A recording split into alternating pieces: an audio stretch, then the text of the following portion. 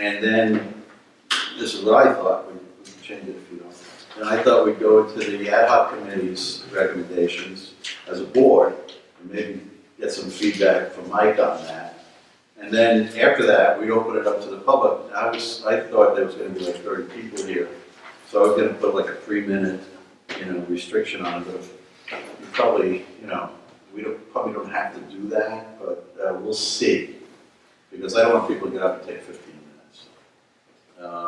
So we'll see about that. So why don't we open it up, Mike Harrington? All right. The engineer has put together all sorts of information on this. Good evening, everyone.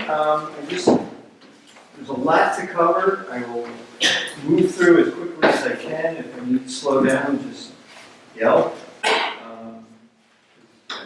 There's the ad hoc committee, there's public input, so I don't want to take up too much time.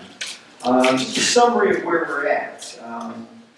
Back in February, we created a preliminary engineering report that identified a project that would address the disinfection byproduct issues. That report was submitted for funding. I think it was around March or so. At the same time, the board adopted a bond resolution for the project amount, which was $1.56 million.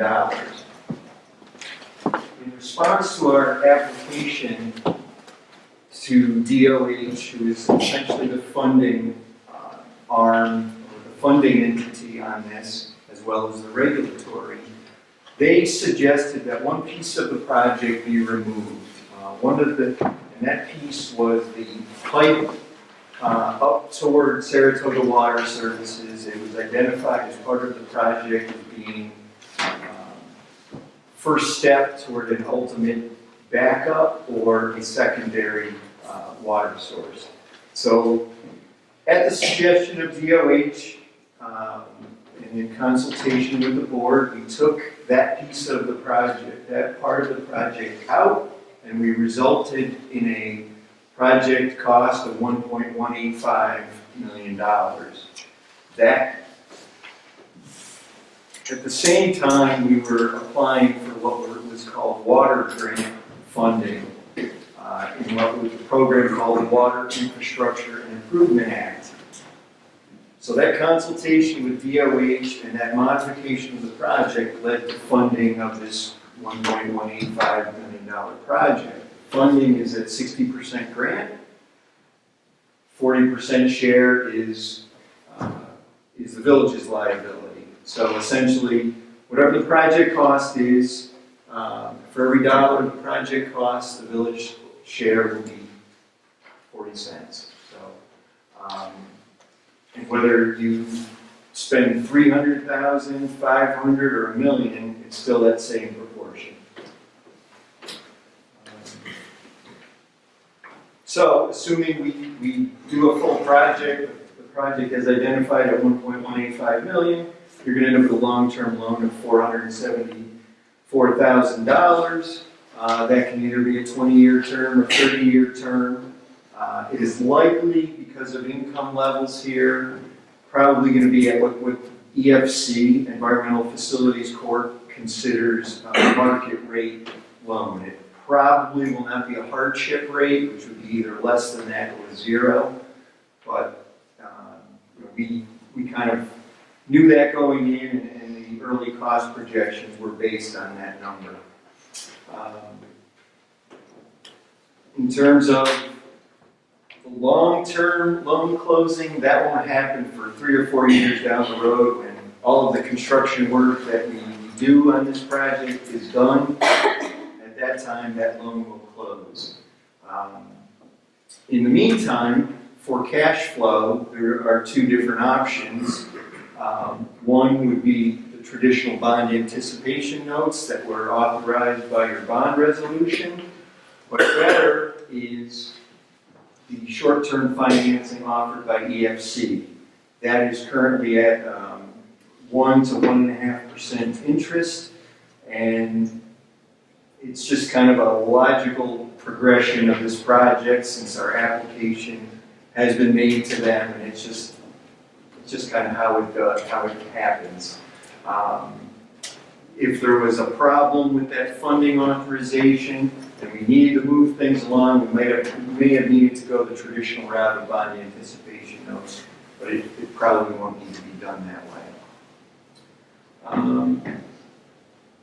The process toward short-term financing is happening now. There's pieces and parts that are sitting there for board approval tonight that will allow us to get this project to the point where a short-term loan closing at EFC can happen. That creates your cash flow. At that point, you can apply for a drawdown of all of your past costs on this project, dating back to September of 16, when we effectively restarted this project and began work on the preliminary report. So our engineering costs, the testing costs for all the special testing that John's done, all that is going to be reimbursable. Let's see.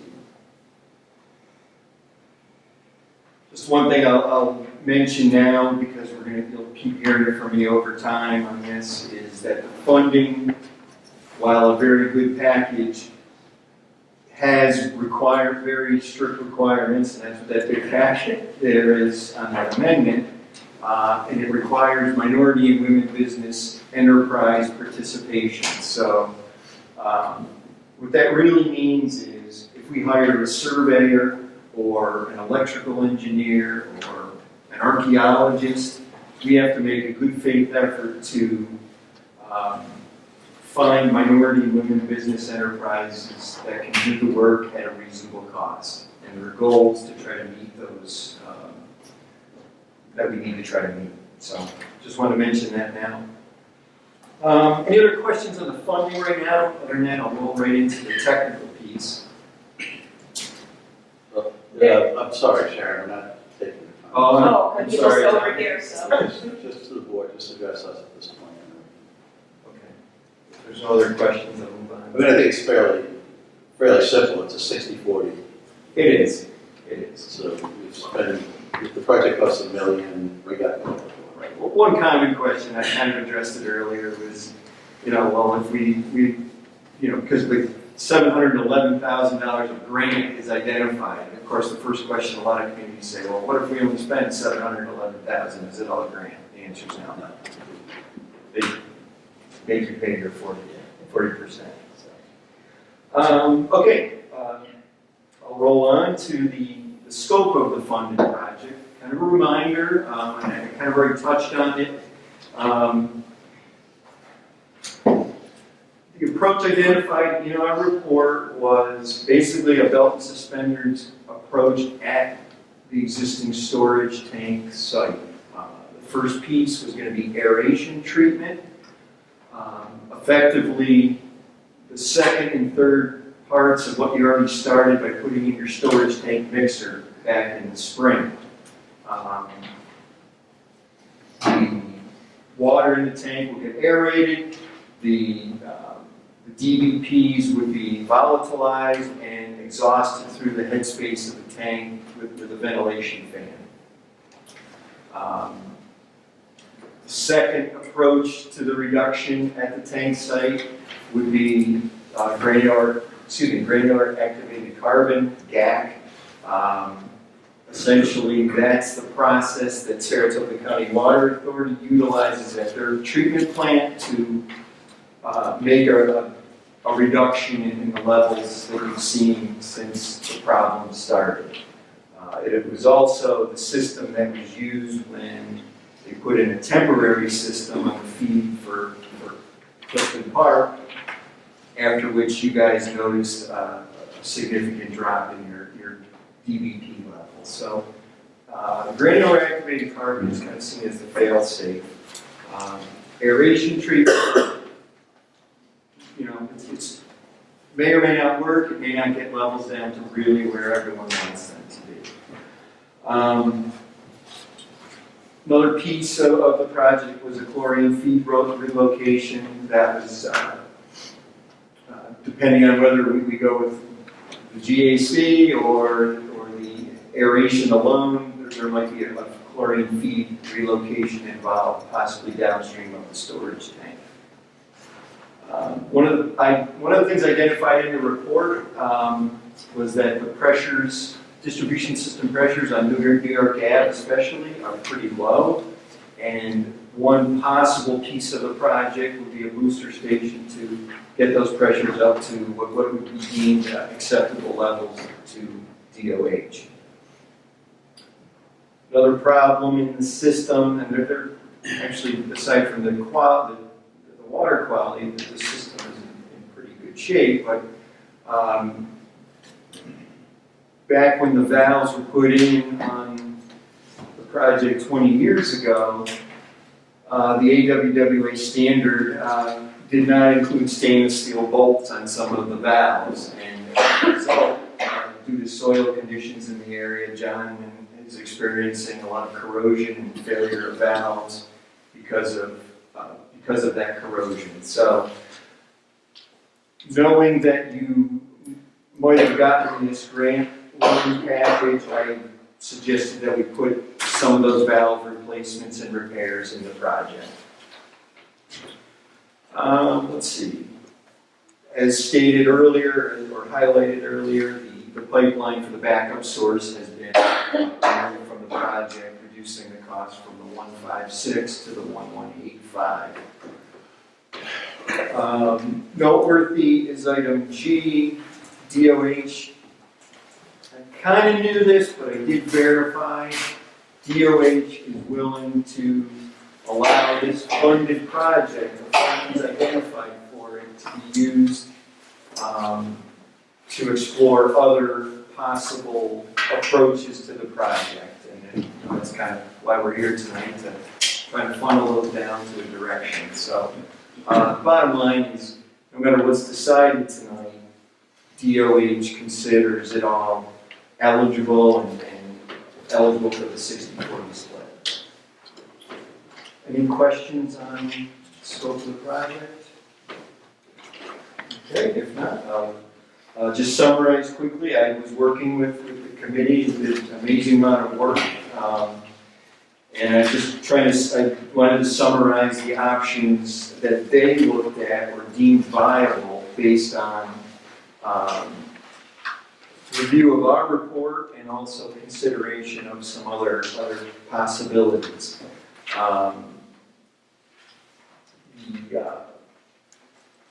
So those deemed viable by the committee included the GAC filtration. They also brought up the concept of looking for a new groundwater supply for the village.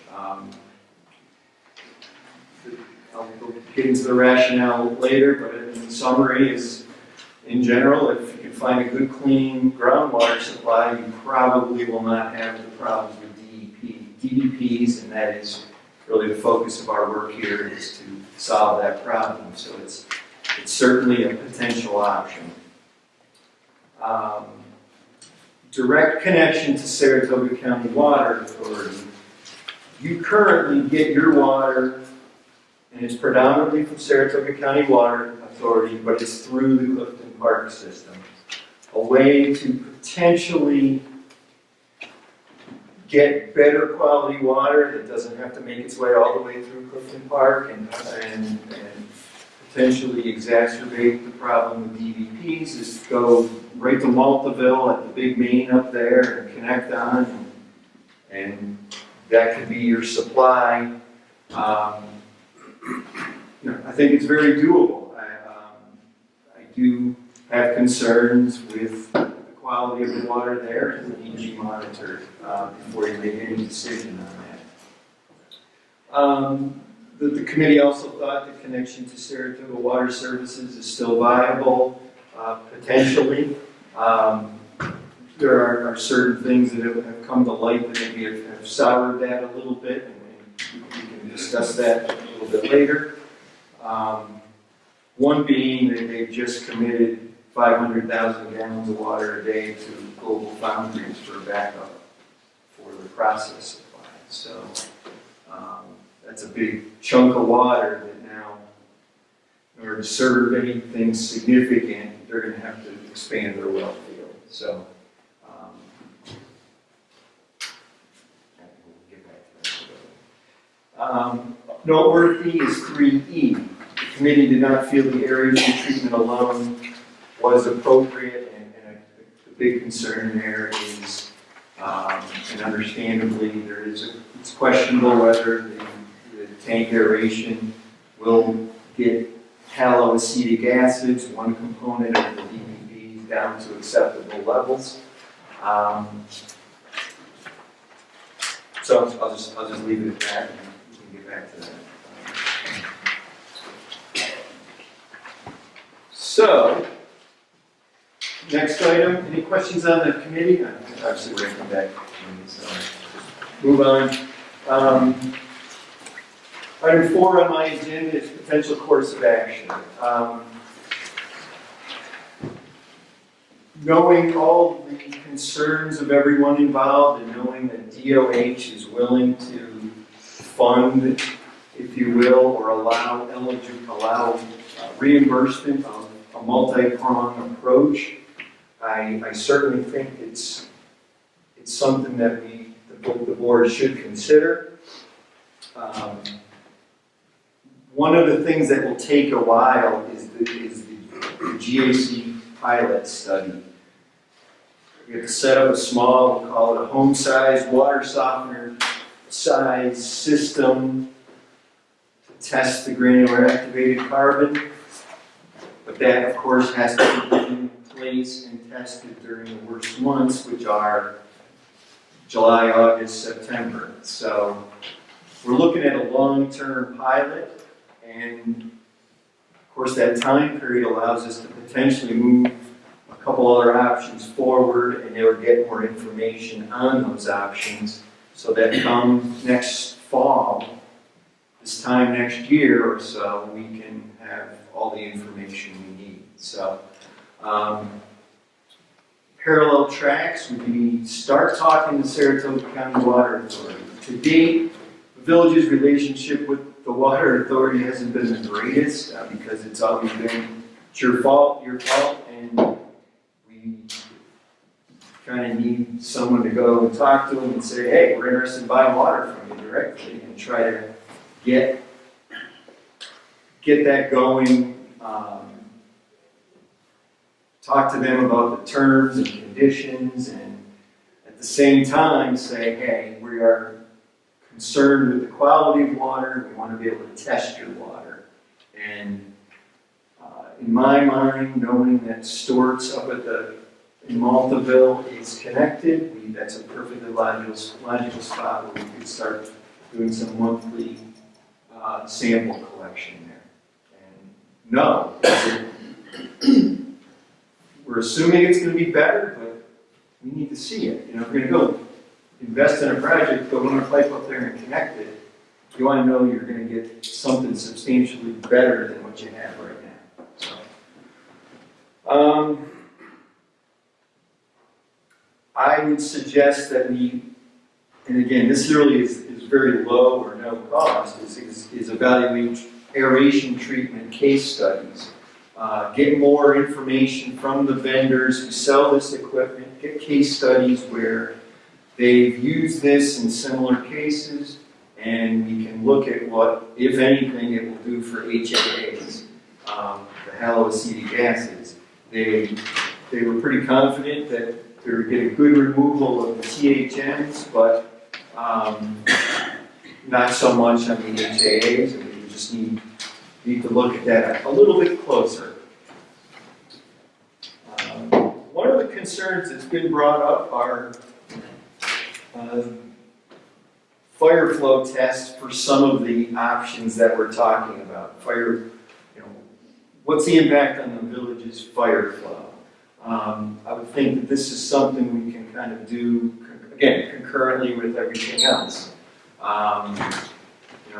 talked about potentially taking the tank out of service and connecting directly to some of these higher pressure peripheral systems, being Clifton Park or Saratoga County Water Authority or even Saratoga Water Services. Those are all at a significant significantly higher pressure than you have and could feed the village potentially without your storage tank. Whether that's still something the village wants to consider, I'm not sure right now. I think some of the testing we've done shows that the tank isn't as much of a villain as it was thought to be. There was a thought that the water was coming in from Clifton Park, getting chlorinated, and then, essentially baking or generating DVPs while the water was sitting there for 4 or 5 days. Maybe it was doing that, but at least with the addition of the mixer, there's only a modest jump in the DVPs from Clifton Park, and at least as much of a jump from the tank through the system down to where we sample, which is down at the DPW ground.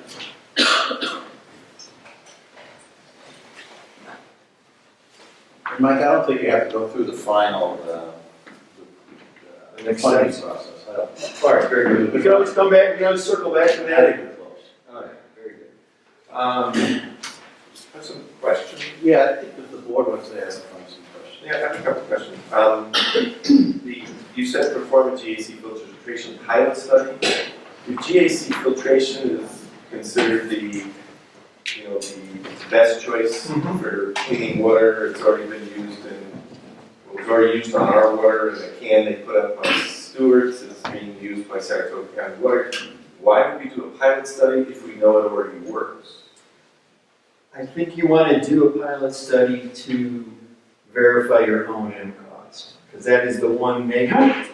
The one negative to that option is that it could be high O&M cost, and if whatever combination of DBPs or DBP precursors are in the water chews up that carbon really quickly, we need to know that.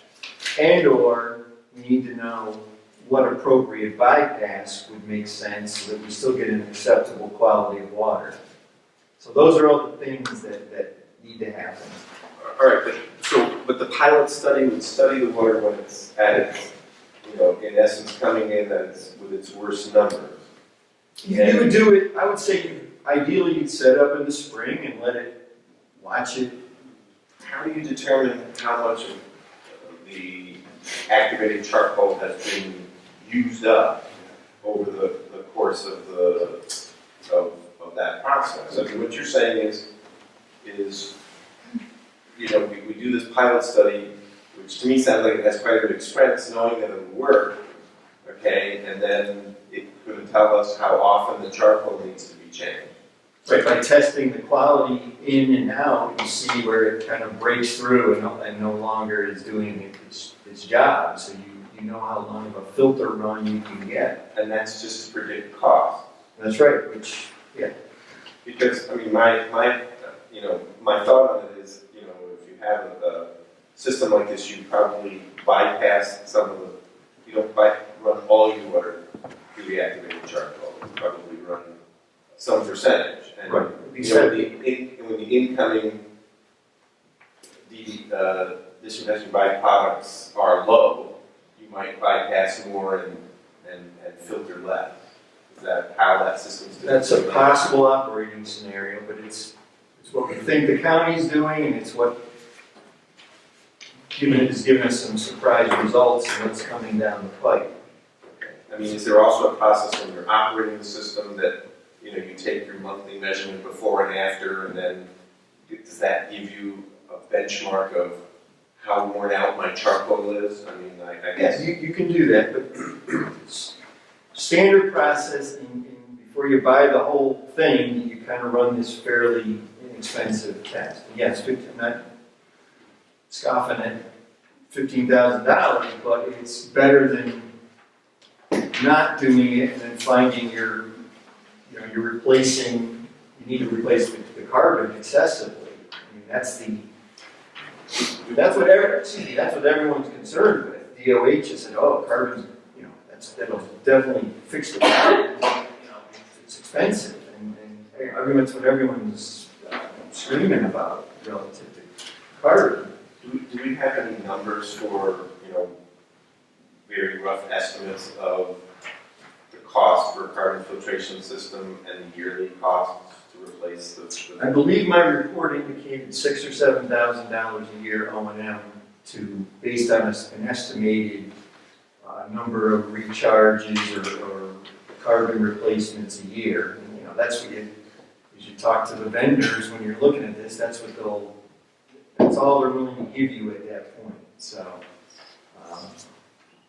the pilot would refine that. Okay, and then the installation costs?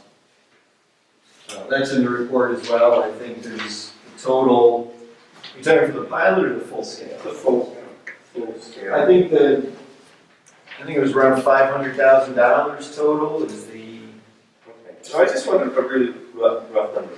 If we put a carbon filtration system in, assuming that otherwise the system remains the same, with the rechlorination, you have to, after you carbon filter the water, you have to rechlorinate it, because one of the things you do is remove a lot of the chlorine. Is that correct? You're pretty much, assuming it all goes through, you remove all of the chlorine. Okay.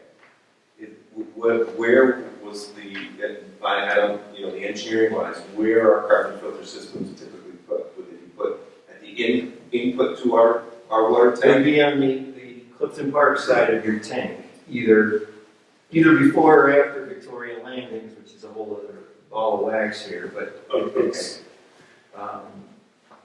But it would be before the tank. before the tank. So the carbon filter system wouldn't require moving the chlorination system. It really wouldn't, and because moving the chlorination gets expensive because you have to vault. It's not as simple as it sounds. There's a lot of gear and equipment, and it would be likely that the new chlorination feed system would go right in the building that has the GAC filters, and you pop it in there, or we could maintain the existing system. Okay. So when you use the filter, the carbon filters, that in effect brings it down to close to nothing. The levels then. Assuming you put it all through, yeah. Yeah, put it all through, it's down to close to nothing.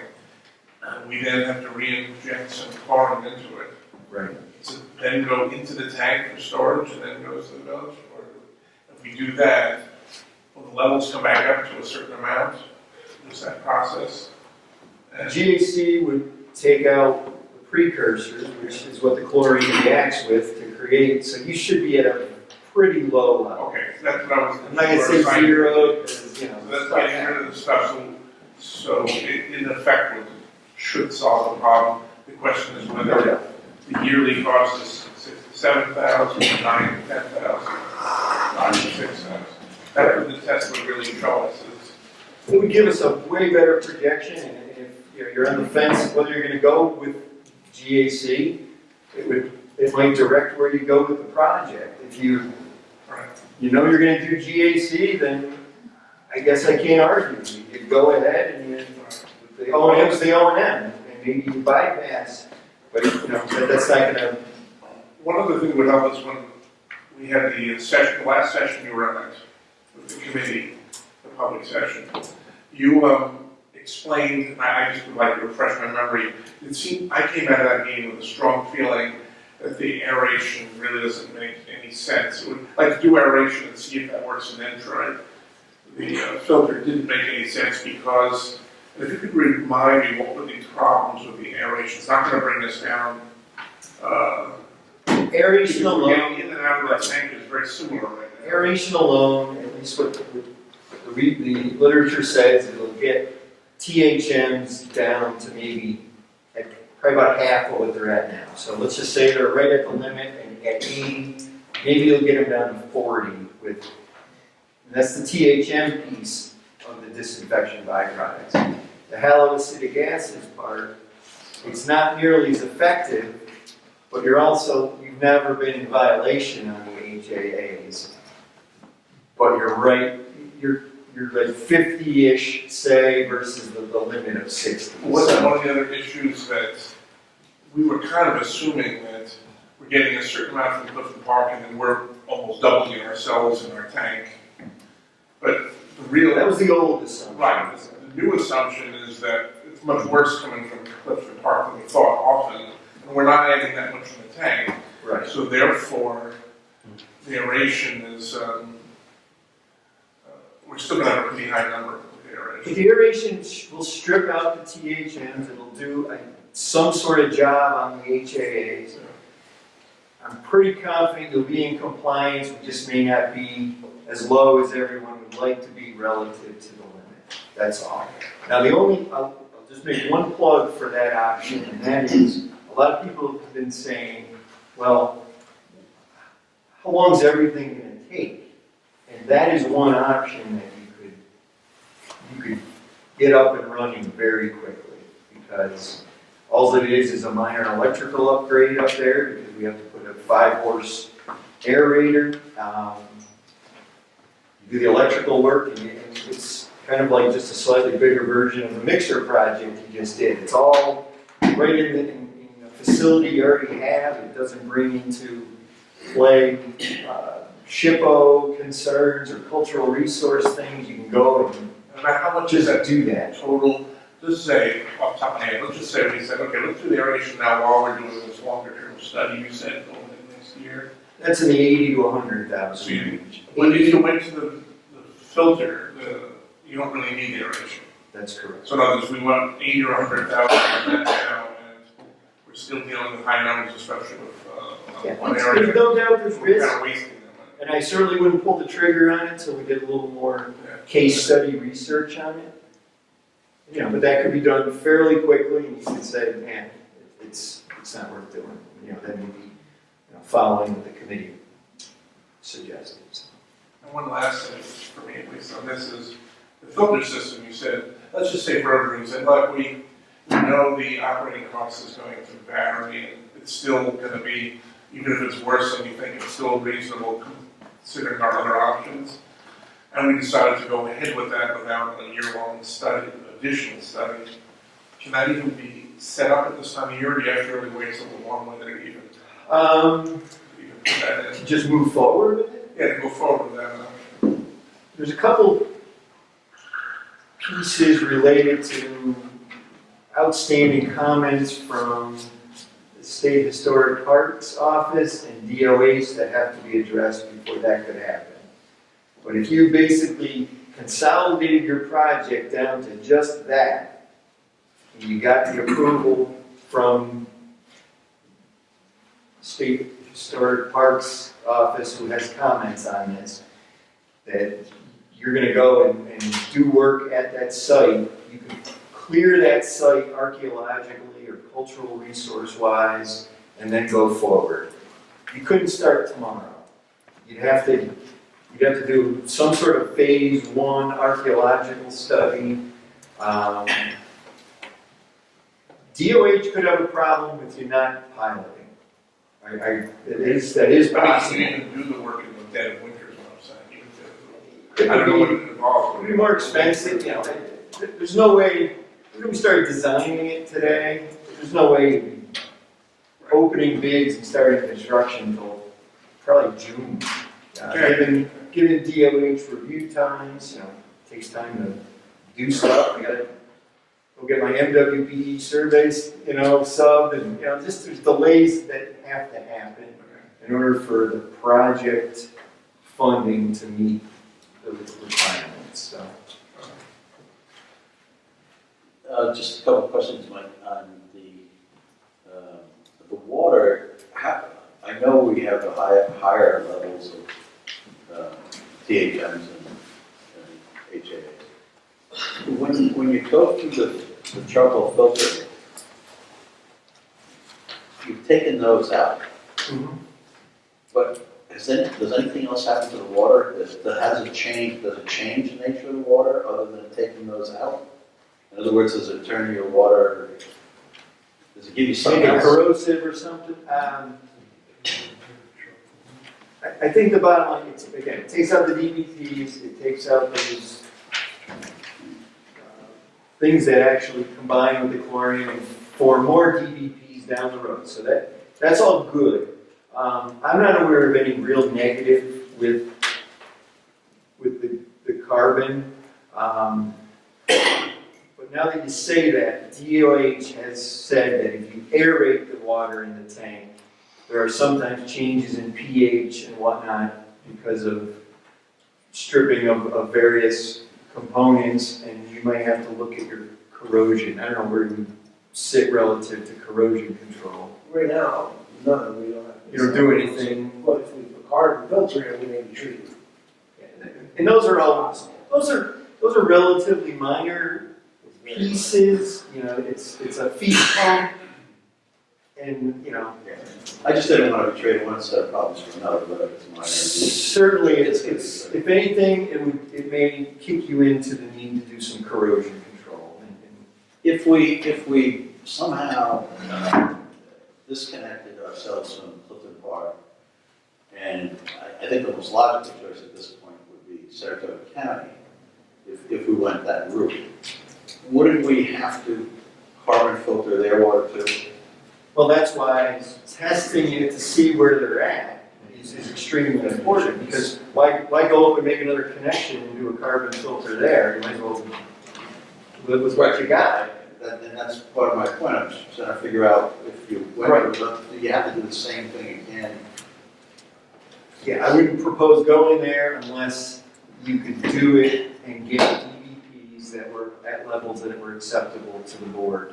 And again, whether half the MCL is acceptable or we need to be at a quarter, you know, that's, right now, that's the moving target.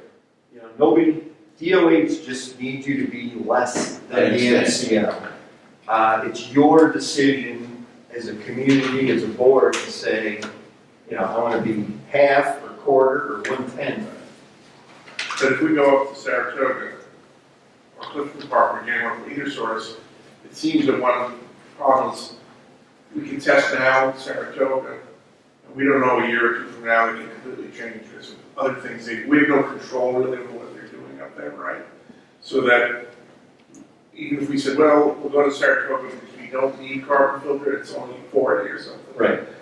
We could down the road have the same problem. Whereas if we put a carbon filter in from either sort, you know, we solve the problem at some cost. If we had our own well, theoretically, we didn't get to that yet. That was another interesting option. We also are more in control of our own destiny, and that either way, it seems to me the filter, we clean up whatever comes from it, whether it comes from here or there, you know, which direction it's coming from. Or if we have a well, theoretically the water is good in the area, then we control how, we know how clean it's coming from, it's not going through the system. So, just an observation that going to Saratoga, my own concern would be that we might go along and test over a number of months and say, well, it's, you know, well, it's better than what their water is from Clifton Park, but it may not remain that way. It might be better. And it costs a lot of money to go up there.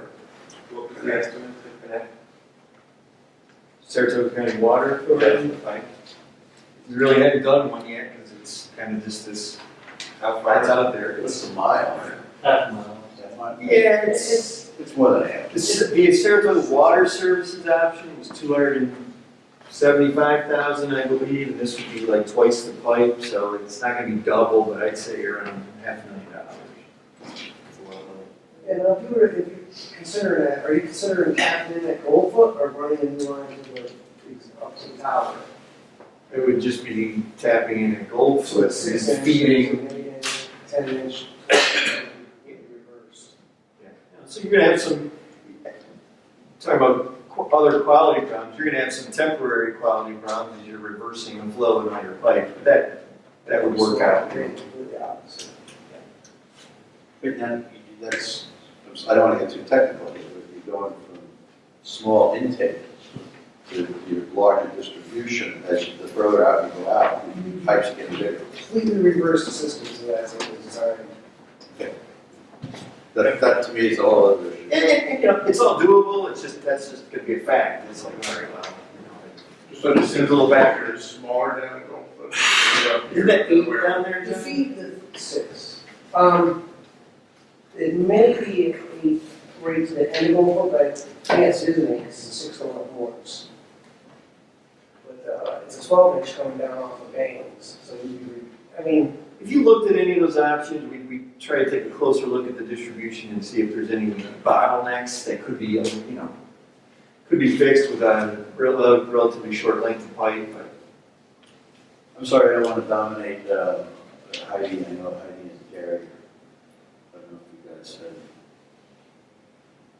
I don't want Paul and I. Just- No. Listen. Very good. Links already. Okay. I mean, I think, unless there's any questions about what you're saying, should we go into the ad hoc committee stuff and just see? I think so. I mean, I'll be honest with folks, I just don't see a couple of those things, but I don't discount some of them. So I don't know whether, I mean, you're talking about wells. Where are you talking about? Are we talking about? Well, In the you're village? starting from scratch in any water system. You have a hydrogeologist come in and look at the entire area within a reasonable distance from your existing system. Because, right, there could be a well 10 miles away, what good's that do, right? It needs to be within a reasonable distance from your existing system, whether it's a mile, a half a mile, whatever is deemed appropriate. And it may be property that we don't own. Yes, that's very common, that you identify the right geologic formation that might yield a good supply, a good quality, and of course, that's where you want to start talking with the property owner and get permission to test drill. But for 30 years, we've been talking about wells, and that's 30 years worth of engineering reports here. Yeah. So and we met with the hydrogeologist, and for $3,000 to $5,000, we can commission a Dec6 study, and that will give an idea whether there is a feasible place around here to drill. And if that's folded into the project, it's about 30 cents per user per year.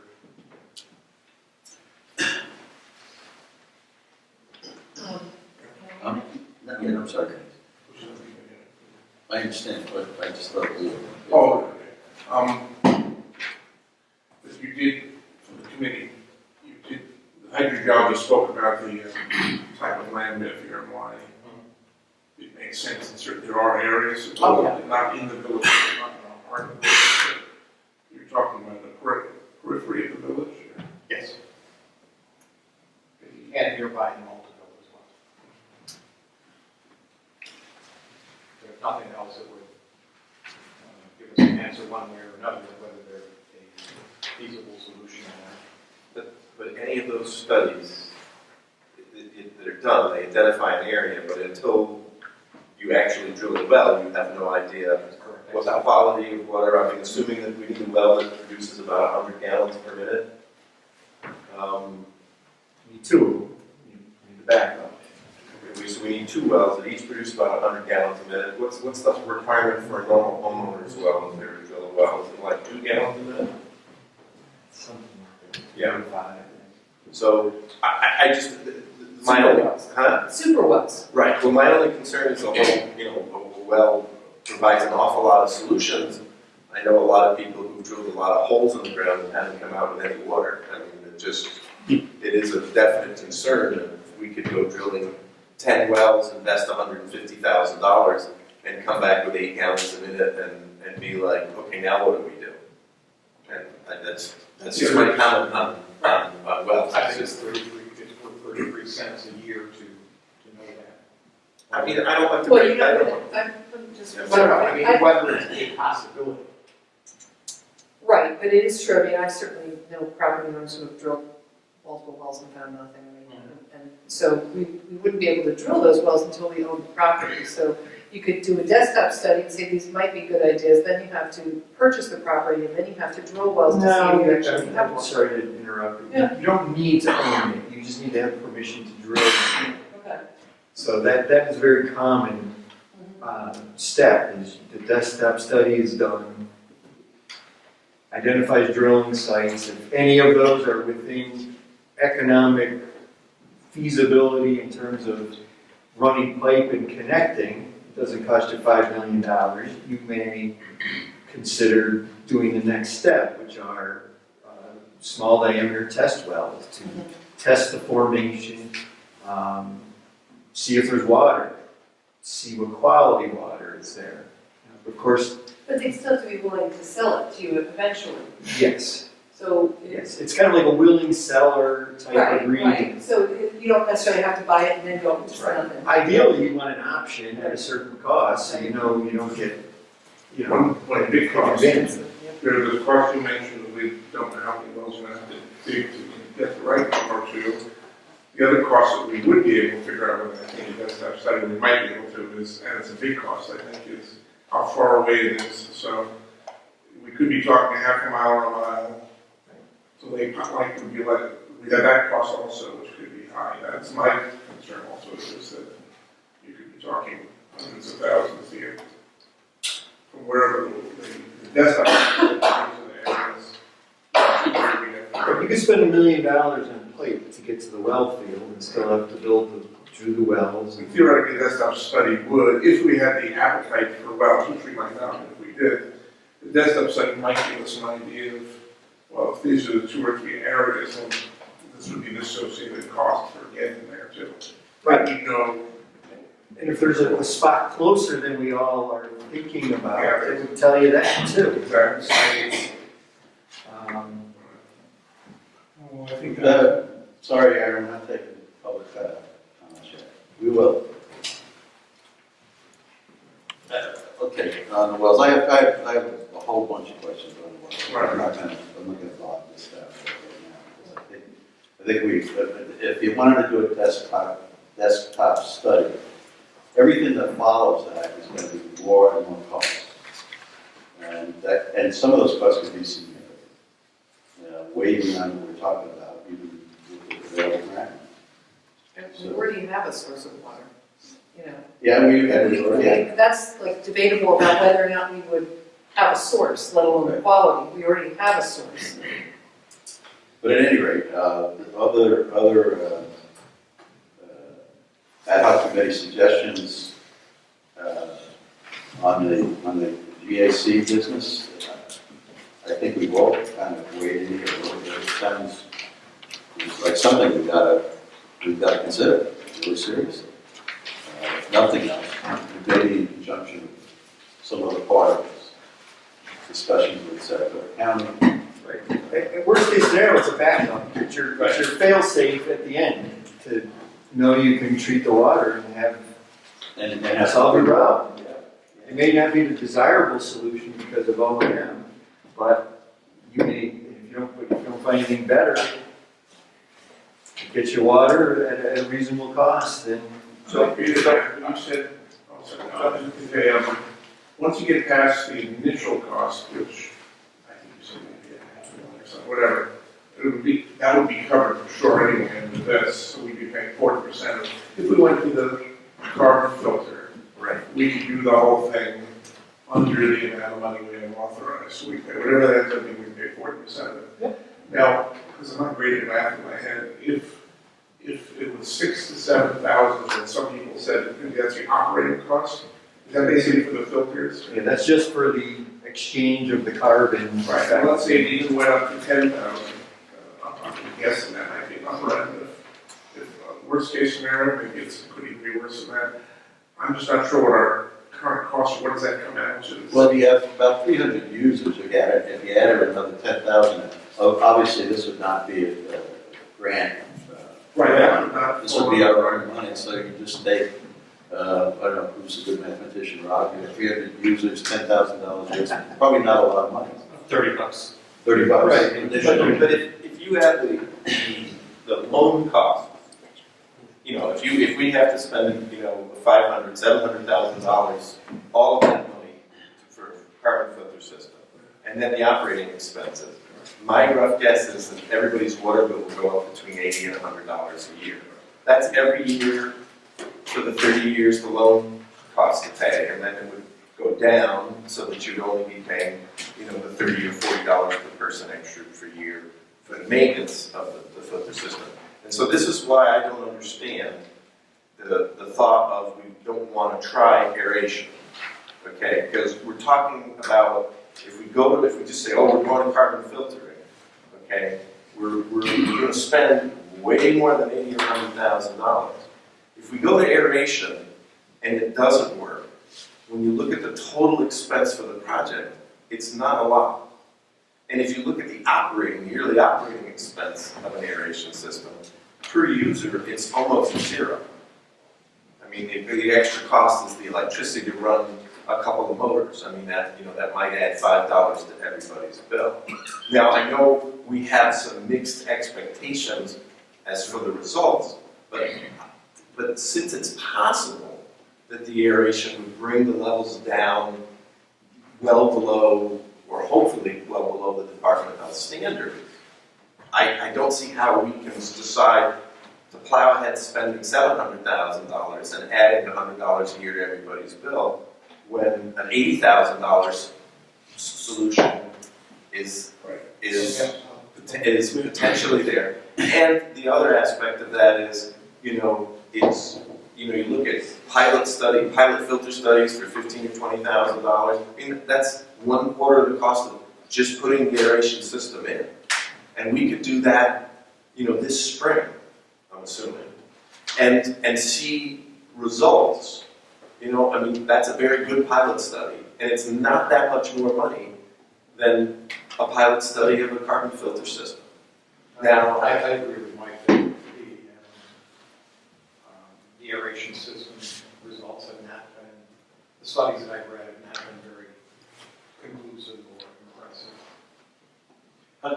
Can we tap into some of those aeration studies? Yeah, I got plenty of them. I'll send to you if you want. Well, I don't know if Mike has a different I would get case studies from the equipment manufacturer that we're talking to. I think when I talked to them, reading back over what was included in the report, it was pretty much focused on THNs.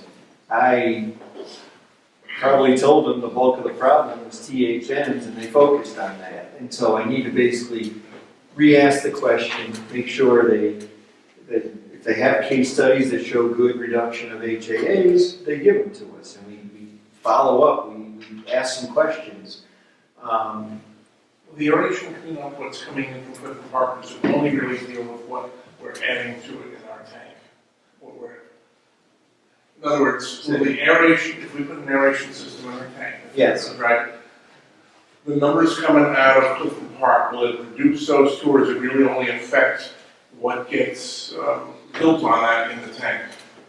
It should reduce them somewhat, at least on the HAAs. It'll reduce them fairly significantly on the THN. Including what's coming from Clifton Park? I thought, now I could be wrong, but I thought when we discussed it, maybe someone here will remember, that there was an issue with that aeration because of what we learned, that the numbers are higher coming in Clifton Park, and they're not changing much as they come out of our tank. That the aeration wasn't going to be as effective as we thought. I think the committee's report mentioned that as a reason for a few of the options that it may not be suitable anymore. One was the UV disinfection. But it's not an issue with aeration. Other things bring that. No, the only issue with aeration is whether it's going to get HAAs down enough. Granted, you've not violated HAAs, at least according to DOH. I admit, they only require sampling every quarter. You've not violated HAAs since 2014. that was before San Francisco County, whatever the carbon filter system is. John, do you remember? That was right before, the blue line is the carbon filter. The last time you violated was up here before. I'm sorry. You mentioned $100 per user. That's what I spend on filters now. So, as far as I'm concerned, it would be a wash.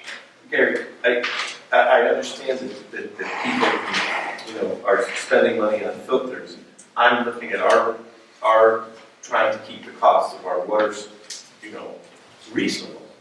All right, and all I'm saying is, I'm not saying we put the aeration system in, and then the numbers come back and we don't have any choice of adding to that. But what I'm saying is, that $80,000 it costs to put that system in, that 40% of that, that is not a whole lot of extra money per user per year, and and it's possible we'll have an outcome that gets us, well below the Department of Health standards. I'm applying that logic, 33 cents a year per person or per household for a desktop study for wells is reasonable. Okay. I'm disagreeing. I know, but we're not, I want to get to everybody here. Could you just give me a show of hands, roughly, who wants to say something? So there's not that many. Okay. Just try to keep it, we don't want 20 minutes. We don't want 20 minutes, Rob. Okay, Heidi's going to leave in 5 minutes, and I'm going to tell you that this board isn't going to make any decisions without a full board being present. So this is a good opportunity to do what we're doing, but I don't want to deprive anybody of their vote and anybody of their Will this be on the agenda for 2 weeks? whatever we decide tonight to put it on the agenda, or we want to ask Mike to gather some more information. But I want the full board to. Oh, I understand, all I'm saying is if we're gonna make a decision that we meet at the board meeting regularly. I don't know, let's see what happens. I'm just saying it wouldn't be tonight. It would have been tonight anyway, so. I'm sorry, Aaron, Aaron had his hand up first. And by the way, Aaron, you have to identify yourself because a couple people in the room have asked. Seriously? Yeah. Aaron Morris, Raleigh resident. The discussion about the study for wells seemed, there was a lot of concern about costs and distance and everything. Does not the possibility exist that we could find something in the backyard, like right next door, where we're...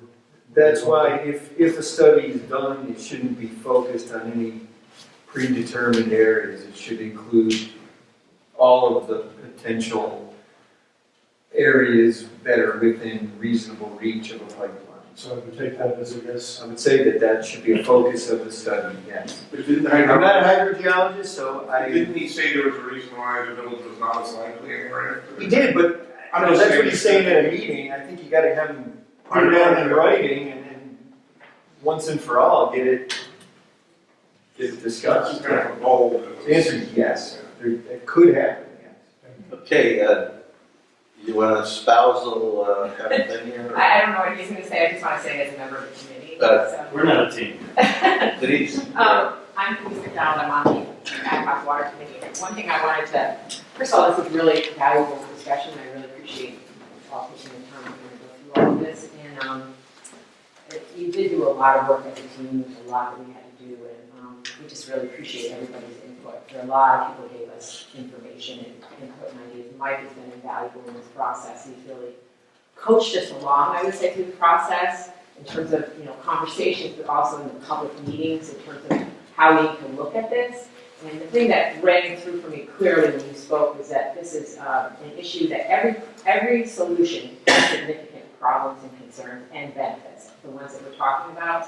And what struck me was that we need to look at several concurrently, because if you abort the process and don't look at those options, there's valuable information you will not get. And so we move forward based on that, and that's one of the reasons we recommend all of our solutions, and we're weighing things out. But for example, the wells, there were concerns about that. And when I reached out to the hydrogeologist, he met with us as a committee and really talked to us more in depth about wells and the potential for wells. And I know Mike's been in conversation with him. And this man, he studied the Colony Channel, which is underneath Round Lake, and Clifton Park taps in a little bit, Saratoga Water Services taps in a little bit, and goes off into Maltaville. And he actually started studying this in the mid-'80s, our actual aquifer, which is one of the largest in the Northeast. And so he's been doing it since the mid-'80s, and it's not just sort of like a regular hydrogeologist, the guy who really knows the water around this area. And he did identify one specific site that has actually been used for well water before. So it's not like just sort of a shot in the dark, and I've heard it even independently from somebody who lives in the village who's very knowledgeable about waters and worked on it in DEC levels. And he said that he's aware of water being, possibility of water being very high quality and very high quantity. So it's not necessarily like your home, you kind of drill and you get a low flow. There's actually much greater opportunity for well water being used because actually other places have used it, and this hydrogeologist is very knowledgeable about it. So it would be premature to stop that process because you really don't know. He knows this one site that's definite, pretty definite. You never know. And but there may be some other ones that he said he could identify, and you can't know the rest of it until you do that testing, and it's so small, and it's like the rest of the options. We still have more legwork to do. We just try to kind of take the ones that really kind of like really don't even seem kind of in the ballpark and narrow it down. And I'm not really sure if wells are going to work, in the long term, but I feel like I don't have enough information at this point to rule it out. And because the quality of water, the chance of that is so great, and possibly the quantity and having control over it. And also historically, there's been issues around people wanting wells to be tested in the past. Like 20 years ago, Mike even said it would have been ideal to really look at them. And what's happened is kind of the engineers were told to look at certain solutions, including ones with wells more recently, like in the past. I can't remember the timing of it. And I just think because there's also, I think it's important to look at that and rule it out. I think the idea of having control over our water and having very high quality and quantity, I think it's too early to rule that out. And I understand expenses may nix that, but there may be some other things with the gap filter, or you're looking at aeration, or you're looking at Saratoga County Water Authority. All of them are kind of what I understood from Mike is keep several balls in the air, because there's important information that's going to happen in the next stage that will rule things out or may inform us in ways we haven't even thought of yet. And so you rule it out because of cost or maybe time frame, but somebody else may say, well, that was a problem because of this or that. And I think there's things to rule it out and rule it in for each solution. So I would just ask to keep that in mind. It's not like a shot in the dark, we're only going to get a few gallons. It's actually he knows of a specific site that's been used before and other ones. So Thank you, Denise. Yeah. Appreciate it. You're welcome. Sharon, did you want to say something? Yeah, this will be, two. You have to identify yourself. You're not identifying. I caution everybody. I was already identified. Oh, that's right. Thank you, Heidi. All right. I had my initial question. And you sort of supported it with something you said later, is about funding. Now, if the historic parks are going to have some oversight and input, well, couldn't the federal, sometimes there are funds, obscure grants, because we are a National Historic District. Have you looked at any grant money? Because there are historic park monies, federal historic park monies that are available for historic districts. Perhaps there could be something that could be added to this package. You're saying that that they'll entertain other funding and many ways of looking at things. Perhaps this could be added on, like a coupon. So perhaps this could be looked at because there are Certainly. obscure grants. And the other thing was just because I've been away from this topic now for about 6 years, so forgive me, but I was in this topic 7-8 years ago. Didn't we used to have well water? We used to have a reservoir on Clifton Park. Okay, but we have reservoirs. We had a reservoir. John and I were chuckling about that this morning. Okay, where did it go? We sold it to Clifton Park. Why did 80 acres. It was 80 acres. Why did it do it? Water quality. Oh, It was an problem. open reservoir. You could go up there. You could walk up there and hike up there. It's a park. Will you show me where? Yeah, it's a park. It's up there. What do they call that place? It's behind Burning Bush Road. Yeah, Burning Bush. So there are no ancient wells that can be rediscovered. No. Well, but you could drill in that site. Well, yeah, but that was a reservoir, and in addition to the corroded pipes that we had in our system, the water and the corroded pipes, nobody knew what they were doing. That, And there was a well in the middle of the town too, right, in the village. very low output. No. And didn't somebody dynamite? Well, there was, Yeah. it was back by the Methodist. But there are resources that can be investigated if one wanted to look at groundwater, right? But Yeah, not- yes, there's all sorts of things, but like, some people have already pointed out, every step you take. It costs money. Costs. So, yeah, but that doesn't rule out, Right. anything. Yeah, right, you could get to a place where you'd say this is Say, a okay. reasonable end. When we get to this sort of, approximately this amount of money, then it's not worthwhile, let's go together, Thank you. right? Thank you so much. Rob, were you up? Sure. Robert Davis. Got a number of things here to talk about, but the first one that nobody's touched on yet, well, just briefly touched on, but I think it's really important, is the fact that the quality of the water we're getting from Clifton Park Water Authority, because of the monthly testing, is showing that it is often over the limit. And including for haloacidic, and I make the point that including for haloacidic acid. July 1917, CPWA connection, haloacidic acids were at 64.7 parts per billion. And that's above the 60 MCL allowed. That's very troubling, especially because aeration has been discussed. Because haloacidic acids have a Henry's constant that is not amenable to aerosolization. So I've been reading that the aeration does not really help much with haloacidic acid. I think that also the THMs coming from Clifton Park Water Authority are 70, 86, 80.5. They're already coming to us over the limit. I have a real problem with paying for water that's already kind of over the limit. Now, the problem with the Clifton Park Water Authority is their system-wide numbers may be one thing, and they only test quarterly. And there's some question about whether they flush their mains to artificially reduce their numbers. But also, they have various sources, and we get some of our water from sources closer to us. Now, I talked with Don Austin at CPWA when they were still talking to me.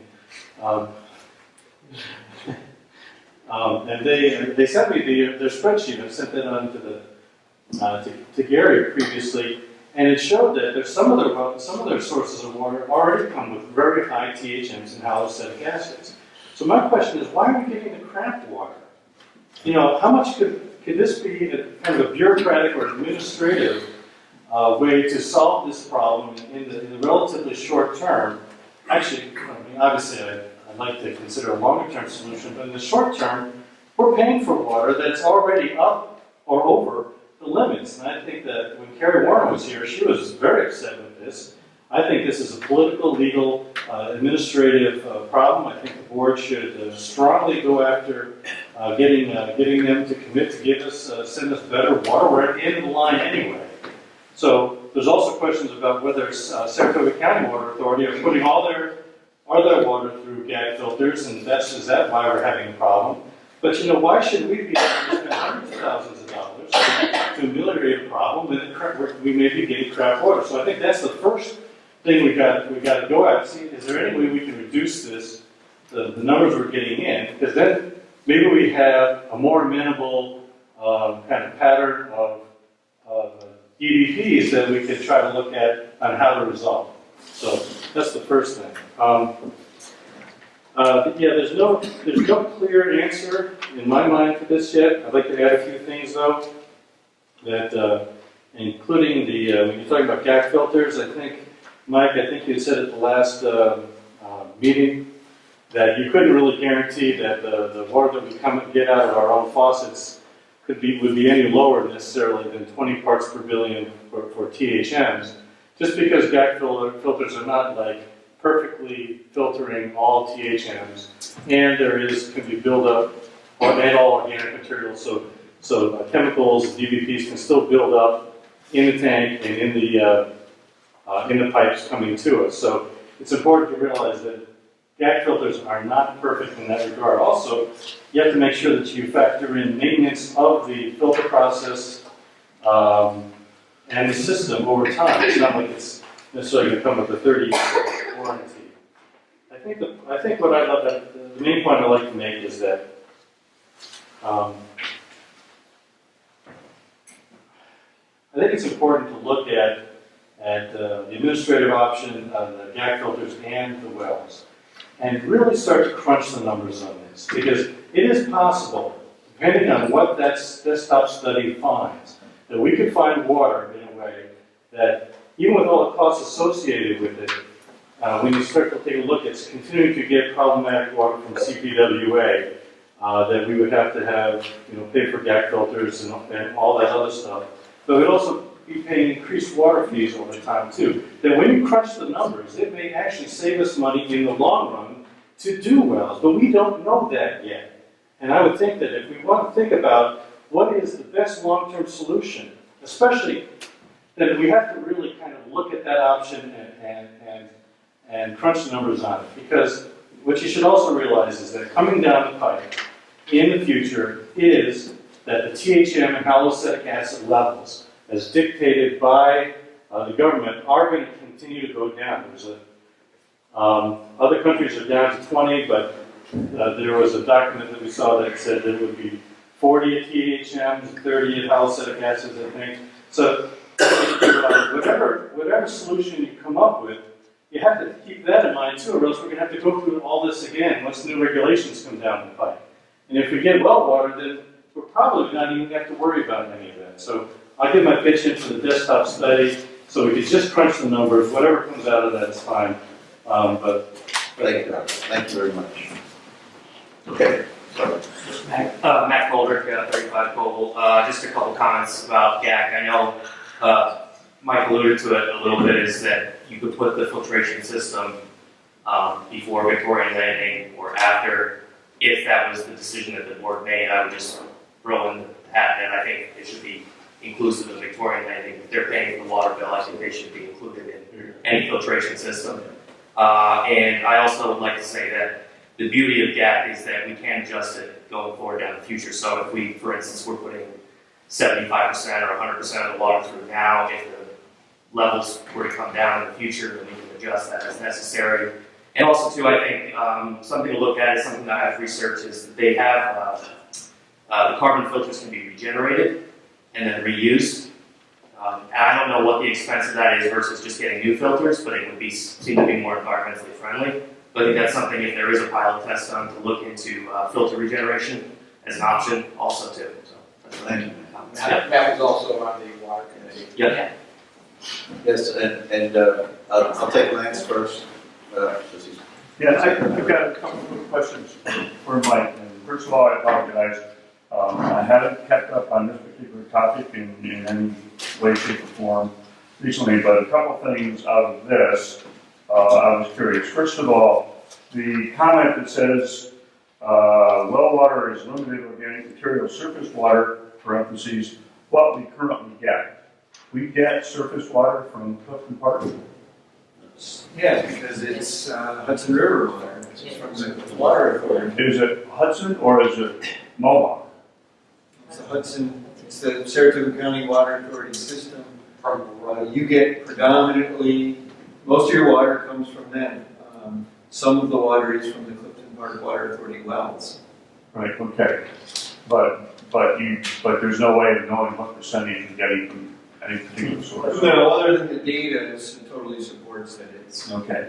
And then the comment you made about Victorian land disposals around the lake. The comment you made about Victorian landings, can I infer from that that Victorian landings is getting water that does not pass through the round lake tank?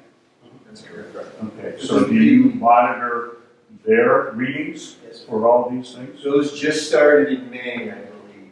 And there was enough people there in the development where DOH caught up to John and had him start doing the quarterly sampling, and we've supplemented that with the monthly as well, just to monitor. Okay, and when did you say that started? May. In May. And can I ask generally how those numbers compare to our numbers? I'll try to summarize it pretty quickly, which is that the water at Victorian Landing is very similar to what we get from Clifton Park. The numbers do creep up a hair just because the water sits in those pipes over there. But we're not adding chlorine to what goes to Victorian Landing. We're not. It really is just an extension of Clifton Park Water Authority. Okay, so if I look at your table and look at the CPWA numbers, what you're saying is that those numbers would be similar to what Victorian Landing is getting now. Yep. All right. Yep. So if I look at the tank discharge, well, I guess let me look at the DPW garage first. Which is your compliance point. That's what? the one that DOH counts. Right. DPW. But my question about that is, what is the water flow there? I mean, a household has 4 or 5 people flushing toilets, doing laundry, washing cars, whatever, and keeping the water in the pipes fairly active. And I want to know how, as a comparison, how active is the water flow to DPW garage? And it's a good point. I was not involved when the DOH selected It's that. most likely the highest levels are there, and that's why that spot was chosen. I'm sorry, John? The levels there are most likely the highest levels throughout at the village would be there. That's the most likely worst scenario. That's why it's tested there. Because the belt because if that's in compliance, then they know everything else is in compliance. So they go to the worst possible site. So there's, I think it's Okay, there's a so, little water use at the DPW garage. For various Right. reasons. Yeah, what it amounts to is the furthest distance. and Outreach is so the water spends the longest time in the pipes after the chlorination process. Yes. Okay. So I guess what I'm looking at when I look at this table then is that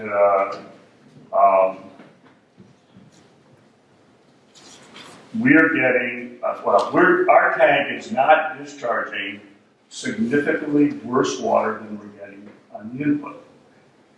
If you look at those numbers, I think they're all within some statistical average. You notice that in some cases the CPW connection is higher than what the discharge is on exactly the same day in both the THMs and also the HAAs. I would concur with what Rob was saying is if we're buying lousy water, we shouldn't be buying lousy water. And the next question I have is, if Clifton Park has lousy water, are they making efforts to get their numbers down so that the water that they supply us will eventually be down? They're in compliance, right? But Well, That's what their answer will be. That's what Sarasota County. let Mike go with this, because they are in compliance, because they're. But are they, but my question is, are they making an effort to get the numbers down? Are they anticipating what people have said here tonight, that the government is going to require lower numbers? So are they anticipating that? Are they, they're bringing it down? And I guess the point I want to get to is, why do we put a Band-Aid at the end of the wound, which is going to cost us $150 million, or $1.5 million, when the damage may be corrected downstream, and 3 years from now, the money that we've spent to correct the problem, that problem may not be there. The attorney wants to. Because the Department of Health is going to punish us if we do not. They say if they don't care what happens upstream. We have to make sure that our water reaches a certain purity level, and if not, we will be fined. And those fines will go up drastically. But they would want us to have water coming in that's okay though. Yeah. And our monthly testing. is Yes, really they would, not. but that's not an excuse. No, I In fact, understand the federal authorities got on the state authorities because the state authorities weren't being hard enough on Round Lake. All right, So it's and a, then my last comment is, if you're thinking wells, think of Hudson Falls, or Losing Falls. What is it? well, okay, we're losing falls, but I get your point. Rob, Bob, sorry. Hi, Bob Stromberg, recently here at Round Lake, and some people I don't know here, so I have 4 questions. I'd like the answers to be quick. I'll make the questions quick. People often buy bottled water. Isn't that GAC filtered and not often tested? Generally, I think it varies. I know it goes through UV disinfection. Sometimes it is filtered. I think it depends on. this is a point of comparison. Second, what happens to the used GAC filters? And I think the question about reconstituting them helps to answer that question. I think that is one of the options that is, it's kind of, you contract with a company that comes in and sucks out the old media, brings that to a reclamation facility, and we give you reclaimed back, is, I think, largely what happens. What is a desktop study? Our techie, our resident techie. It's a literature search of past groundwater exploration maps, geological maps, test well or well information, well log review. Okay. Basically comparison to the known geological conditions and water bearing capabilities. And that raises the question about the Sarasota County Water Authority report that was done in 2002, which had a diagram that's got along the way, a lot of separate aquifers mentioned, including the Palm Channel aquifer, others that are mentioned. So we don't know what's in our particular area, because that does not cover Round Lake in particular. So we have to have a thing like that in order to know. Whose study was that? I think By what entity? By what, who commissioned it? Clifton Park Water Authority. Yeah. I'm sorry, I didn't bring it up. Well, there was a study, I think we looked at something that looked at so far around Lake and not far enough, but the whole aquifer study. They mentioned an aquifer that's uphill from the my last question is, what will be the source of the water for the well that you might drill? And, some of my permeable covers, layers that are impermeable or permeable, wouldn't we want to know where it was coming from? A mention was made of, who's it called?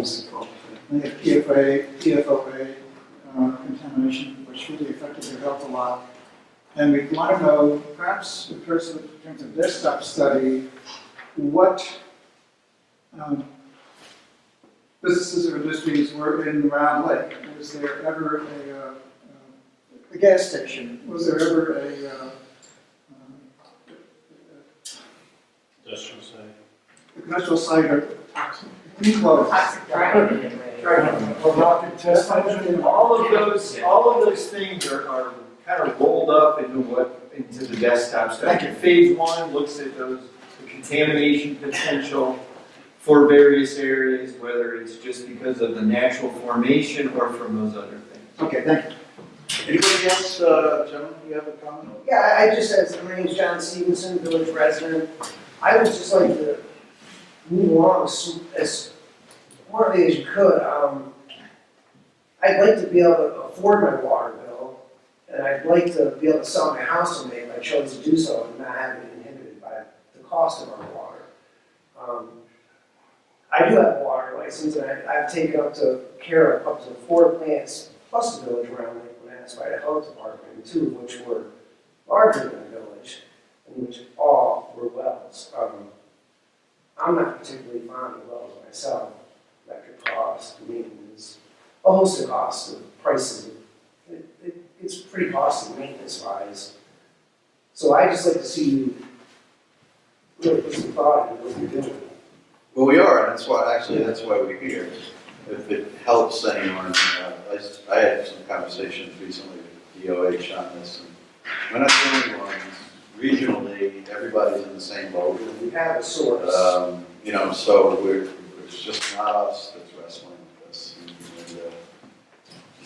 they're aware of that. I don't know whether that means, I think in a perfect world, the Saratoga County Water Authority and the Clifton Park Water Authority and the Village of Round Lake would be sitting at a table, and hopefully we'll make that happen. And in a perfect world, the Saratoga County Water will say, we're going to provide the best possible water for Clifton Park, and Clifton Park would be saying, we're going to provide the best possible water for the Village of Round Lake.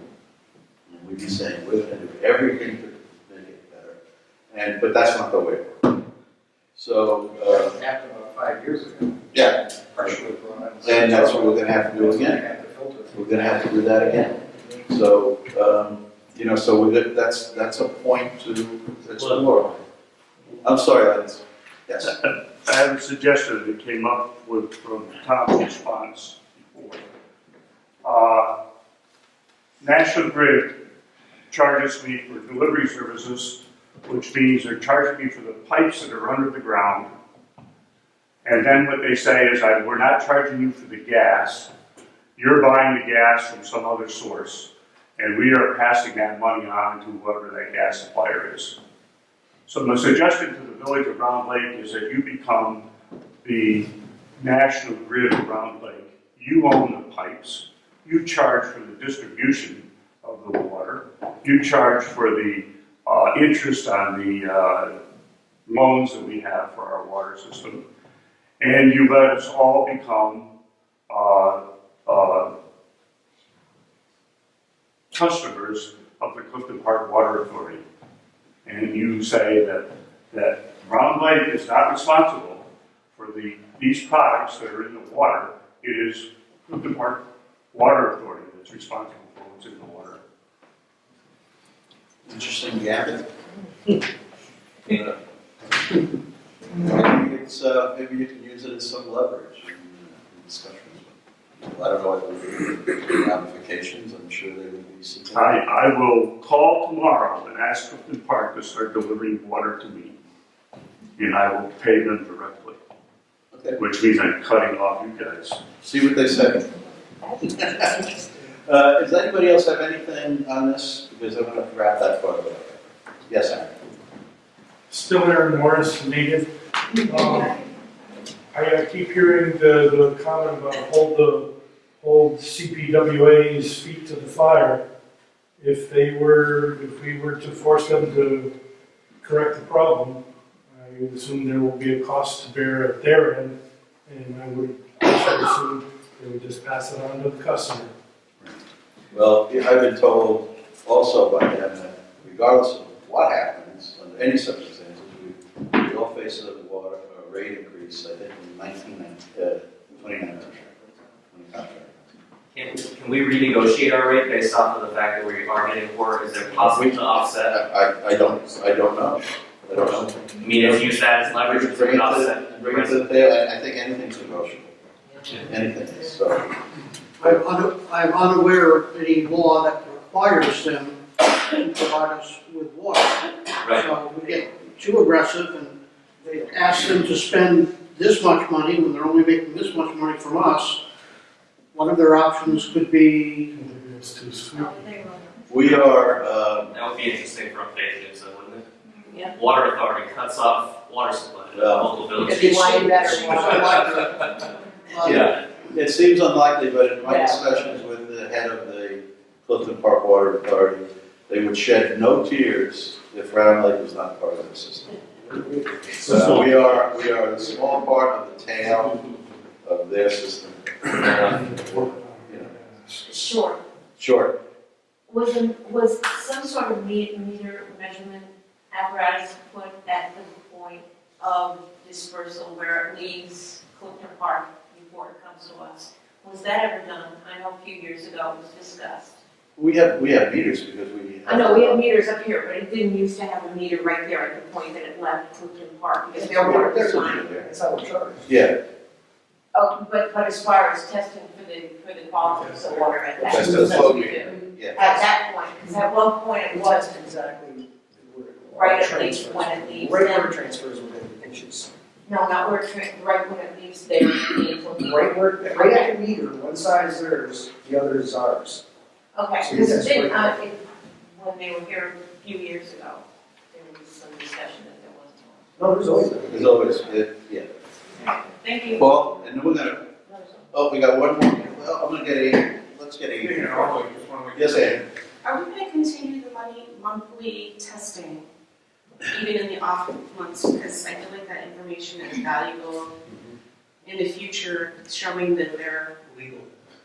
showing that they're kind of fudging their numbers by giving us crappy water when they don't have to give us good water. Well, one of the things we're gonna do is, we're gonna, through the grant process, we're gonna try to recoup 60% of the cost of what we've been doing with testing. But you gotta understand, we've already blown the water testing budget, and we've had to suck out about $4,000 from another fund to cover that. So We we're can gonna, apply for reimbursement. we can apply for reimbursement. So, but understand that we're kind of like in a deficit on the testing part of this now, but we're gonna have to try to find ways. But I agree with you, we probably should be continuing. So is that a yes or a no? I mean, I'm not gonna make the decision, but, we have to continue to do testing. Yes, Rich? Rachel Garrison, resident. Just curious about, speaking of testing, will there be any opportunity for testing at different homes on incoming lines versus other areas in the home? They did that some years ago. I know Steve Luce did it. Kristen, yours? When the village was on a reservoir, the Department of Health only allowed us not to have a water treatment facility. Requirements were all open reservoirs had to have water treatment facilities. We didn't have one, we didn't have the millions of dollars to build one, so at that point they said, we'll let you keep going as long as you test 100% of the home. At that time, I don't even know what they, I would have to go back to the old records to see what they were testing for. But they were tests. And keep in mind, though, a lot of the homes had, within the houses, they had pipes, they had stuff, so it was hard to kind of gauge. Again, I don't know what they tested, but at that time, because all of the homes passed, we could continue to use an open reservoir many years past when the Department of Health allowed open reservoirs without treatment facilities. But I don't know what they tested. The tests are expensive. I mean, a THM test is like a couple $100. We really can't go off of any information from the old system, just simply because of the infrastructure. We're dropping over 120,000 gallons in the ground a day, which would drastically change the That's test amazing, yeah. I remember 160,000 gallons a day. Was it a day? Yeah. Towards the end, Towards the end, we were Leaking out. leaking out of the system. The system was so horrible. Yeah. But at any rate, so circling back to your thing, it's hard to test individual homes. I don't know if there's a component in this to do that. I'm wondering, just an idea, is if there's some homeowners that want to pull together and pay for a test at certain locations, if people are interested, even if you don't want to do it, there may be a way where we can pool our resources as just residents and say, I want to know this information, I'll contribute $10. Yeah, I don't know that the village can do it. I mean, we could look at that as a committee, I mean, we could talk about it, I don't want it to be unwieldy, but there may be a way to do it that would make it simple. That's system what we're testing. trying to do. Let's do it. System testing ethics. Yeah, I mean. And you can great do your service. thing. Yeah, but it gets expensive, so I'd say have combine. at it. What? Yeah, Say have at it. yeah, I mean, yeah, if you want to do it. But then you got to factor in your own individual systems problems or structure and so. But anyway, let's close this part of it and just see what the board's intentions are at this point. And I'm sorry, Paul. Question from before. When this was talking about $80 or something like that, GAC doesn't might cost that much over the life of the money that we're spending for GAC system. We are now paying out a fairly large amount, that's $20 payment. And I don't really know, because I'm new to the board, is that going away ever? Or is it Yes. like throughway tolls that will never ever? What's the longest? 30? It was 30 years. We have a book in the back. The water tank. I've got it in the report here. Yes, it's somewhere. Longest loan has 19 years left on it, so. Yes. And then there's some that expire in like 13. What are we paying now? $4,000 a year expires in 2020. That's for the water, that's for the water tank. That's for the, The connection. well, that's the I'm connection. sorry, the connection. Tank painting is 15,000 roughly, expires in 2023. The big one is 35,000. That doesn't expire till 2034. That's for your distribution mains. Right, for the water and the sewer. Well, I guess what I'd like to know, when we go forward, I'd just like to know, written down somewhere, each year, if we add in another expense, how that is balanced by when we receive these payments, and how much they're gonna lower by. That's just something I'd like to know.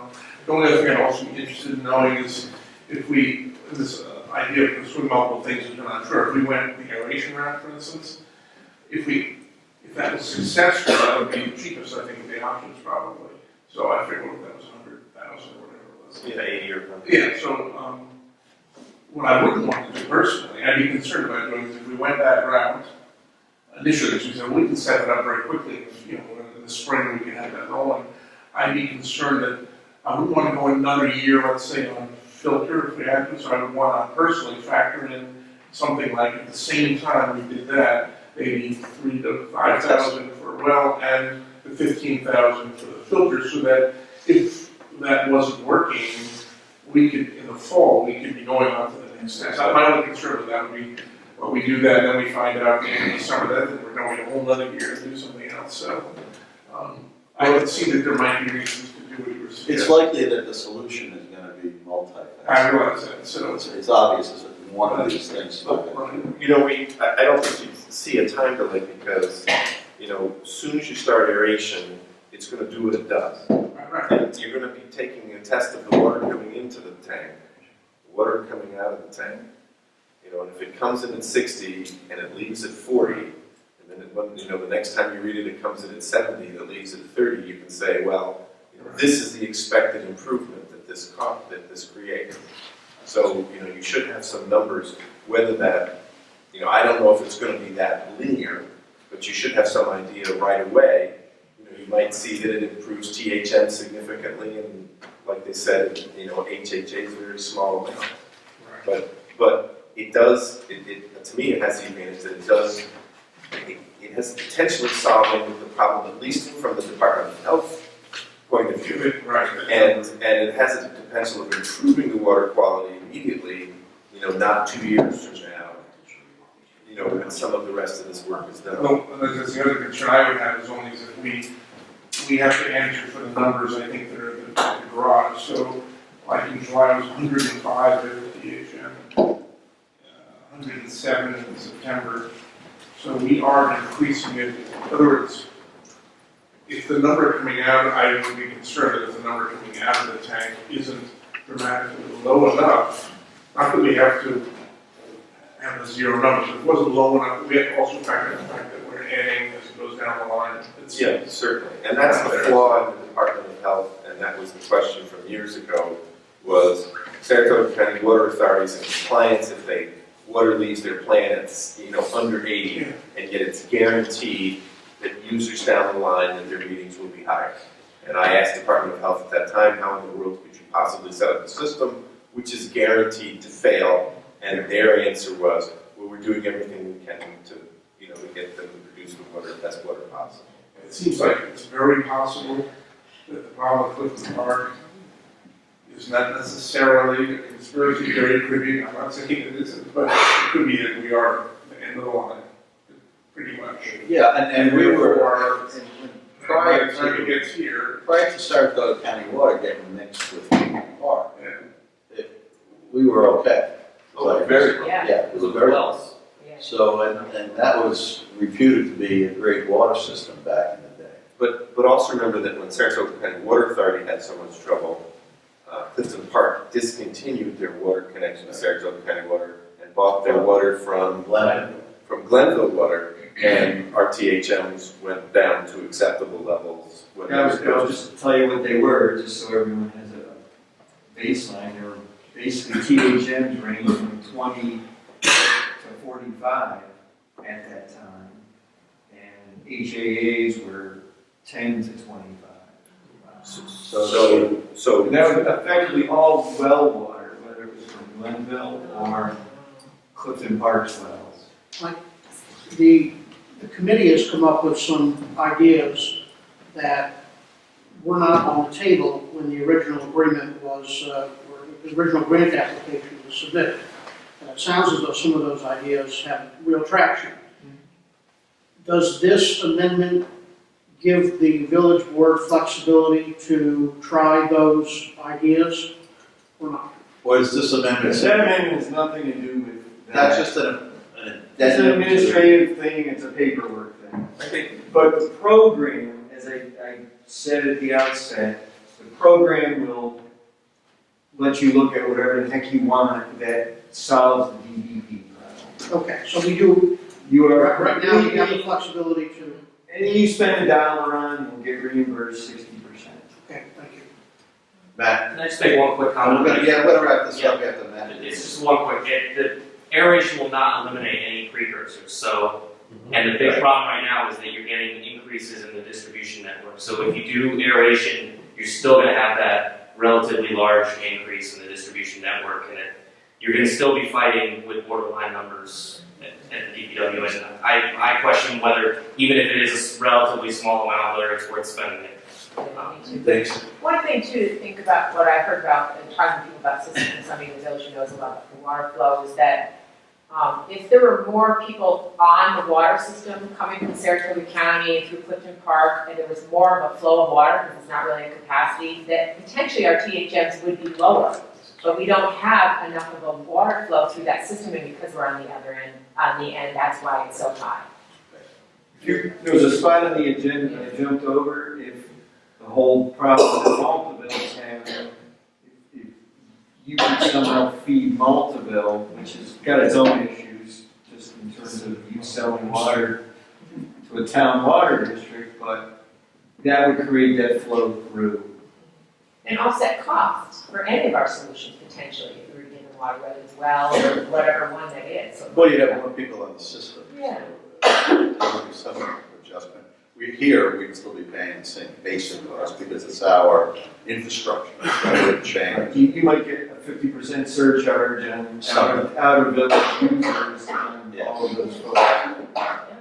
But at any rate, I don't want to, because I think we've all gotten the message. And I think this was very productive. I really gotta say, thank the ad hoc committee, Gary, Paul, you guys. Well, I went to the meeting. You went to the meeting. That's right, it was great. And you two guys, and everybody was on the committee. It was a lot of work. And A lot more than we realized. And I think it's been a revelation in some ways. I don't know that we're all going to agree, but I think it's given us a lot of reason to think about. Yeah, I appreciate it. This has been great. But for the board, I don't know exactly what you want to do. You want to instruct Mike to gather some more information? Can I ask for at least permission to finish sending EFC what they need so your loan closing, your short-term loan closing can happen so that money can start flowing so you can do So you stuff? want us to do this?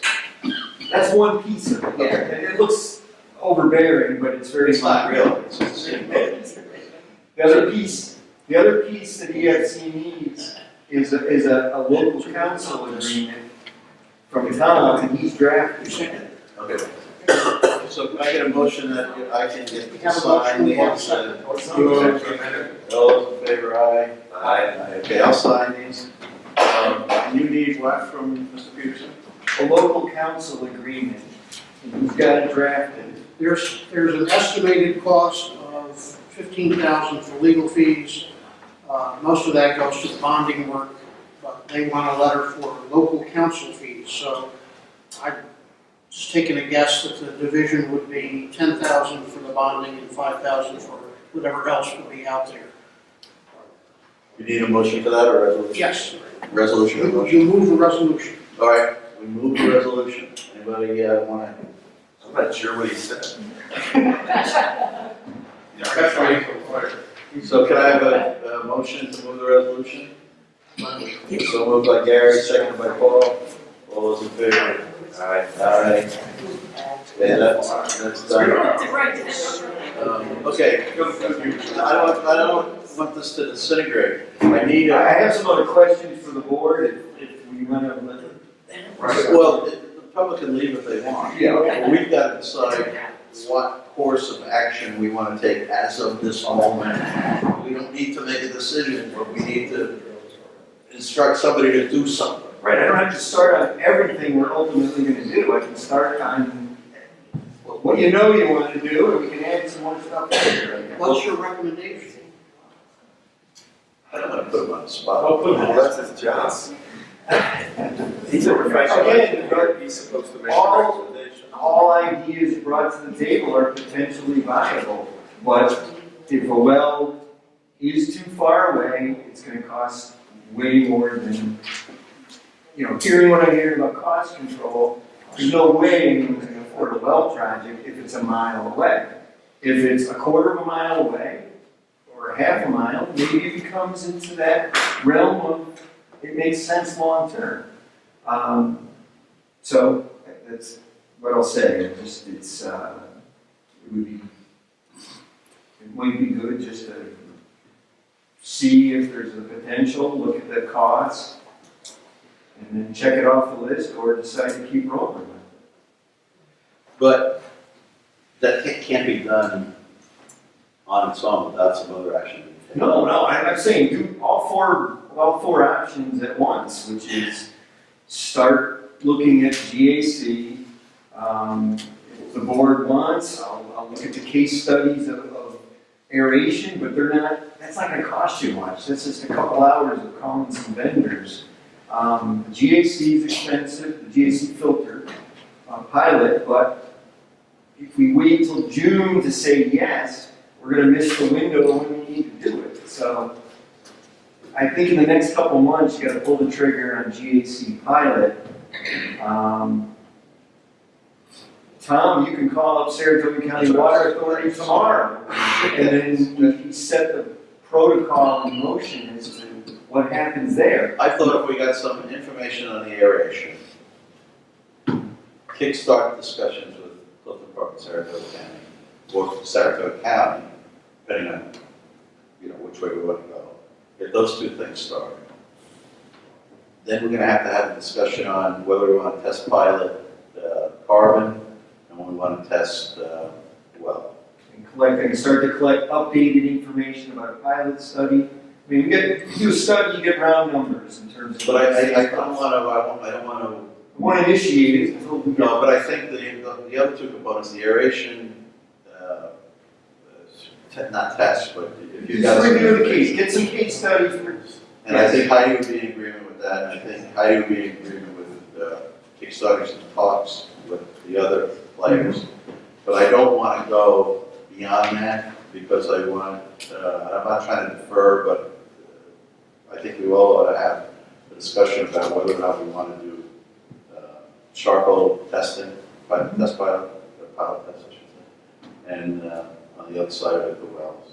Because I get a sense there's a little bit of. I mean, that's the beauty, you can start these, they don't have to start at one time. They can start a couple this month, a couple next month. But I mean, I don't mean to suggest that we're going to defer the discussion on the carbon filter test and the wells. But I just think I want everybody here. So we have a meeting in 2 weeks, Yeah. you could discuss it then, right? Or even January. Because I agree, I'm very concerned that, we have to move the numbers. We have to move the numbers down. I don't know how that happens, but we have to move the numbers. But unlike, but I have to say that, we're all elected officials here, and there's 20 people in the room. That means there's about 600 people who aren't here.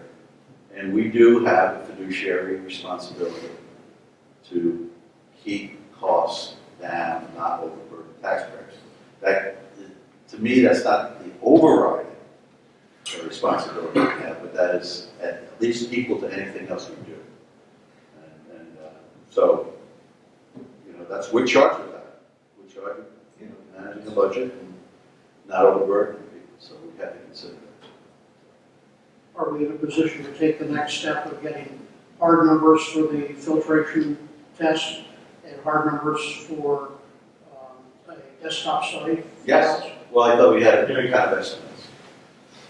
Well, I mean, I just heard Tom say, let's wait till the next meeting when Heidi's here, right? But I mean, is that, how costly could it be to get some hard numbers? Not at all, like we can, Well, that's what I had thrown out. Why don't we have I thought you those said numbers no, available? let's wait. Why don't we have those? Resolution accepted and seconded. Okay, Kim has a, is this the amendment? Oh, this big thing? We didn't second it. Gary, No, that, Paul. did it in Paul second. Paul. No, that was the legal costs. The amendment was, you did a motion, and you said no. Yeah. We didn't second it, we should second it. I'll second. Okay, Gary said. That's right, somebody's saying that. Yeah, nobody cared. We're all in agreement on that. This will be the. So, are we okay with where we've come so far? Chris, Paul? Yeah. Gary? We good? We'll get some numbers for the next meeting on the other two things. We'll ask Mike to proceed with the, I'll make a call tomorrow. I'll call Saratoga County Water, see if we can sit down.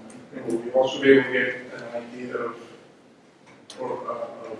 aeration, how it might affect. That's one of the things. That's one of the. Yeah, you guys are guessing for a lot in 2 weeks. Yeah. Well, all right, okay. I'll do what I can, I'll get you what you can, and if it has to wait till January, so be it. Well, that's right. I'd rather have you have the right information than Well, we have enough time, right? just a fluffed up, hurried estimate. My goodness, Chris. Well, we wouldn't get far with that. I think people will show up. So I'm gonna just close this, we have one other thing to do. We gotta do the minutes for November 15th. We I'll gotta make a motion to approve the minutes. motion by Chris, second by Paul. Now, can I ask one more thing before you're wrapping? Let me just get a thought on this. All those in favor, aye. Nay. Motion carried. All right, one of the important pieces that is needed before this closing and schedule to move forward is a response to the DOH comments on the preliminary report. But hearing what I'm hearing tonight, I think I need to wait for your next meeting because I wanted to use that letter to describe what your next steps are going to be as a kind of a formal endorsement of them Yes. being eligible. Because I basically said, we understand that all the work on these 4 things or 3 things can be covered. I spoke to Chris the other day, and I told her we'd be reporting to her when we get something official after, and I think that's part of that. These are the comments from DOH relative to the funding process. They needed certain things addressed. Okay. So once we meet on the 20th or whatever, we take some action, we'll sit down. I've got it drafted, I need to, we'll need to wait till the next meeting to know what the decisions are. And even if it's, we're gonna look at these now, and this is gonna come later, or might come later, we may have to handle it that. Okay, further business?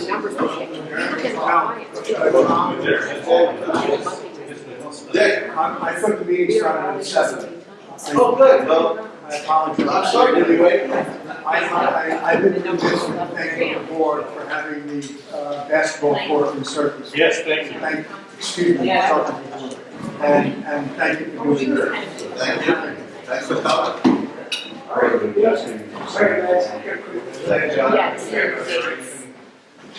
So is that interesting? Now, are there other? Yeah, I think that may be.